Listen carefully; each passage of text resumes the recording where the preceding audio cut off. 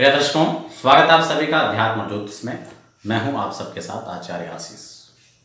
आप में से तमाम दर्शक जो मुझे आज YouTube पर सुन रहे हैं या फेसबुक पेज अध्यात्म ज्योतिष पर मुझे सुन रहे हैं, आप में से तमाम दर्शकों ने कई बार ये अनुभव किया होगा कि आप देखते हैं कि जो आप छोटे बच्चे घर में होते हैं तो अक्सर ये बहुत बार जो माताएं होती हैं, ये बूढ़ी उनकी दादी माँ होती हैं, उनका अक्सर ये कहना रहता है कि हमारे बच्चे को पराये का नज़र लग जाती है, या फिर हमारा बच्चा अक्सर बीमार पड़ जाता है, या फिर हमारे बच्चे डर जाते हैं।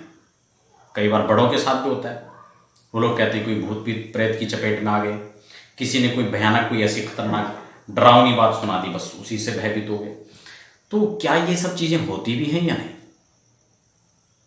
क्या ये सब नज़र है, टोना है, जादू है, काला जादू है, भूत प्रेत का भय है? क्या वास्तव में ये होता है या फिर सब कल्पनाएं हैं या फिर ये वृथा भय है? बस मैं इसी बात पर आपके साथ थोड़ी सी चर्चा करूंगा। आप इसको समझ जाएंगे क्या ये वास्तव में होता है या फिर नहीं होता है, तो क्यों होता है, और नहीं होता है तो फिर भी ऐसा भय क्यों। दर्शकों, आप बने रहें, वीडियो को पूरे देखें। आप स्टेप बाय स्टेप देखेंगे तो बात समझ में आ जाएगी मैं आपको क्या कहना चाह रहा हूं।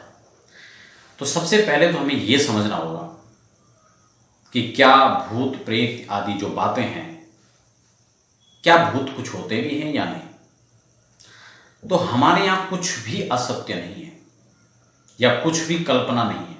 अगर कोई कल्पना में भी कोई चीज है तो उसका भी कहीं कुछ तो अंश है।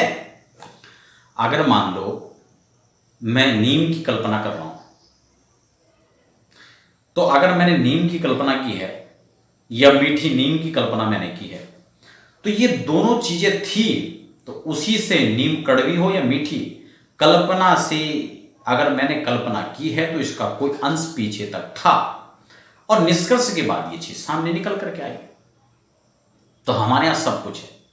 अगर देवता हैं तो दैत्य भी हैं, अगर हमारे यहां वरदान है तो हमारे यहां श्राप भी है, अगर हमारे यहां उन्नति है तो हमारे यहां पतन का भी है। तो ये सब कुछ है। यदि हमारे आशीर्वाद हो सकता है तो काला जादू नहीं हो सकता, क्या श्राप नहीं होता? निश्चित रूप से होता है। लेकिन ये चीज आपको बाधाएं कब पहुंचाती है, बस इसको आज इस हिसाब से समझना है। देखो, जब हमारे ग्रह स्ट्रांग होते हैं, बलवान होते हैं, ग्रह गोचर की बात हो या जन्मकालिक की बात हो, जब हम ज्योतिषी प्रेडिक्शन करते हैं, कुंडली का विश्लेषण करते हैं, तो हम उसका आधार क्या होता है जिसको हम लेते हैं। एक तो जिस समय बच्चा जन्म लेता है उस समय उसकी फोटो कैप्चर होती है। आप लोग आजकल बड़ा सेल्फी का प्रचलन है, फोटो खींचने का प्रचलन है, तो आपने देखा होगा एक फोटो उस समय खींचती है, उस फोटो को कहते हैं कुंडली। वही फोटो आपके जन्म की कुंडली होती है। बस इसी पर आपके ग्रहों की क्या स्थिति है यहीं से आकलन किया जाता है। एक पॉइंट, लेकिन इतने मात्र से बात नहीं बनेगी। इसके बाद दूसरा पक्ष, दूसरा अग्रिम सोपान यानी अगली सीढ़ी वर्तमान ग्रह गोचर स्थिति का होता है। यानी आज की फोटो क्लिक करनी होती है और आज कौन से ग्रह कहां पर बैठे हैं ये देखना होता है, जो पंचांग से हमें जानकारी प्राप्त होती है। आज ग्रह नक्षत्र कहां कहां किस किस स्थिति में बैठे हैं, दो बिंदु। तृतीय सोपान यानी थर्ड पार्ट इसका हुआ विंशोत्तरी महादशा, जो जन्मकालिक ग्रह थे उसके आधार पर जो विंशोत्तरी महादशा, अंतरदशा इत्यादि हम लोग निकालते हैं। कैलकुलेशन करने के बाद उसकी गणना होती है, उसके नियम होते हैं। जो ज्योतिष की जानकार रखते हैं उनको ये सब बातें पता है। तो विंशोत्तरी महादशा में आप बहुत धैर्य से सुने, वीडियो को स्किप करेंगे तो बात समझ में नहीं आएगी। तो विंशोत्तरी महादशा के अंतर्गत उस समय जो है, जो हमारी दशाएं होती हैं, मान लो कि हमारी बृहस्पति की दशा चल रही। अब बृहस्पति की दशा अगर चल रही है तो बृहस्पति हमारे जन्मकालिक जो हमारा चित्र है, जो कुंडली हमारी बैठी हुई है, उसमें बृहस्पति की क्या स्थिति है या फिर आज उसकी क्या स्थिति है। तो ठीक इसी प्रकार से नजर है, टोना है, काला जादू है, अंधविश्वास है, भ्रमित हो जाना है, भय खाना है, व्यर्था मन में कई कल्पनाएं चलना है। कई बार ये होता नहीं है, बस आपका भ्रम आपको वहां तक ले जा देता है। मैं आज इस विषय पर बात करूंगा, ये भ्रम होता कौन सी स्थिति में, किसी अन्यथा किसी ऐसे लोगों के चक्कर में पड़ जाना कि वहां से फिर आपका पतन का मार्ग स्टार्ट हो जाता है। ये सब बातें भी इसी पर आधारित होती हैं, कब आप सही रास्ते पर जा रहे हैं और कब आपका रास्ता गलत है, ये भी ग्रह स्थिति पर ही निर्भर करता है। तो खास कर मैं आपको बता देता हूं, हमारी कुंडली के अंदर यदि राहु डिस्टर्ब है या चंद्रमा हमारा गड़बड़ है या शनि हमारा गड़बड़ है, तो खास कर ये ग्रह या सूर्य चंद्र की युति है, तो ऐसी स्थिति में ये खासकर ऐसे लोगों के साथ देखा जाता है।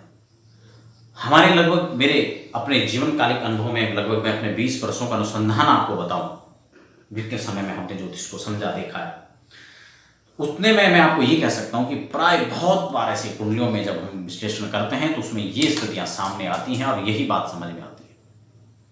अगर राहु की दशा चल रही है तो ऐसा है।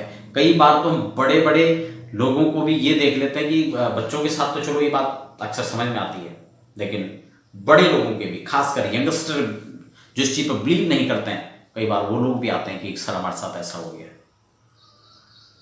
तब इसमें आश्चर्य होता है। और पहले मैं भी इसको नहीं इसको एक्सेप्ट करता था, मुझे लगता नहीं कुछ नहीं होता है, लेकिन फिर अनुभव आने के बाद, स्टडीज की जब की, शोध इस पर जब हुआ, रिसर्च जब हुआ,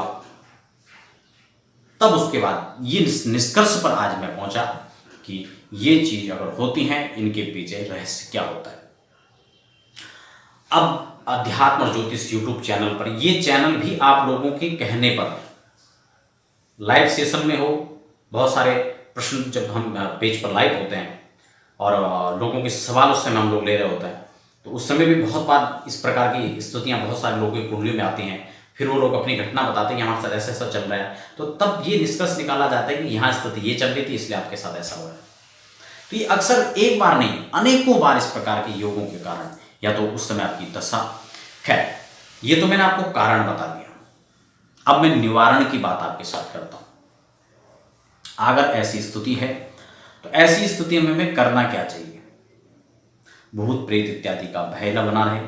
आप ऐसी स्थिति में सबसे पहले, अगर चंद्रमा डिस्टर्ब है, क्योंकि उपाय अलग अलग भी हो सकते हैं, मैं एक सामान्य उपाय आपको बता रहा हूं, अलग अलग इसलिए कि आपकी कुंडली की स्थिति क्या है, ये उससे हमें निर्णय में पहुंचना होगा।